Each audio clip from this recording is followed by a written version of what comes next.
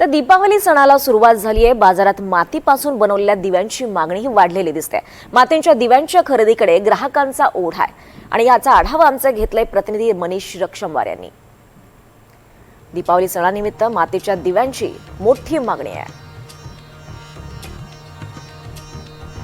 दीपावली हा सण फार महत्त्वाचा सण असतो आणि हा सण श्रीमंत असू द्या गरीब असू द्या सर्वजण मिळून साजरा करतात आणि महत्त्वाचं म्हणजे या सणाचा आतुरतेने वाट पाहत असतात। या सणाकरिता आपण गडचिरोली जिल्ह्यामध्ये आलेलो बघितले या ठिकाणी अनेक प्रकारचे असे मातीचे दिवे बनवण्यात आलेले आहेत आणि या मातीच्या दिव्यांना फार मागणी असते आणि यांचं एक महत्त्व वेगळं असते मातीच्या दिव्यांचं।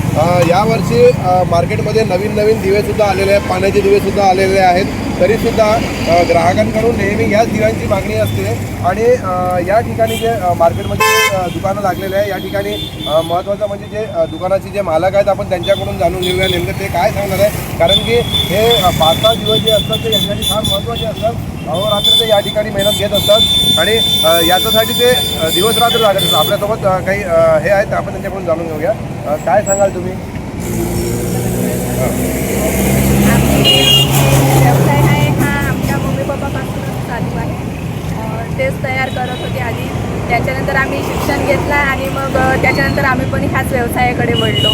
आता दिवाळीचे जे 10-15 दिवस असतात ते आमच्यासाठी खूप महत्त्वाचे असतात, पण फक्त निसर्गाने साथ दिला पाहिजे।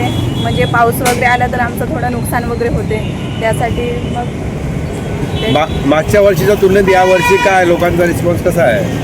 मागच्या वर्षी थोडा कमी होता, कारण माझं भाऊ आहे त्याच्यासोबतच आम्ही हा व्यवसाय चालू केला। कारण आता आईबाबा म्हणजे कसं थोडा त्यांना आराम घालण्यासाठी दिला आहे आणि हा व्यवसाय आम्ही आमच्या हाती घेतला आहे। आणि त्याच्यानंतर म्हणजे मागच्या वर्षी आमची स्टार्टिंग होती तर थोडा कमी वाटला, कारण तेवढं ओळखी नव्हती आणि आम्हाला म्हणजे लोकांना सांगता नव्हतं येत की दिवे कशी विकतात काय नाही का। आता आम्हाला थोडा एक्सपिरियन्स आला तर यावर्षी थोडा बेटर वाटत आहे।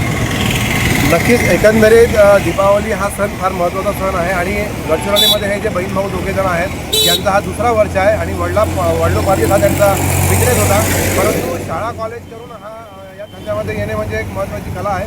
कॅमेरामॅनचा मनीष रक्षमवार, NDTV मराठी, गडचिरोली।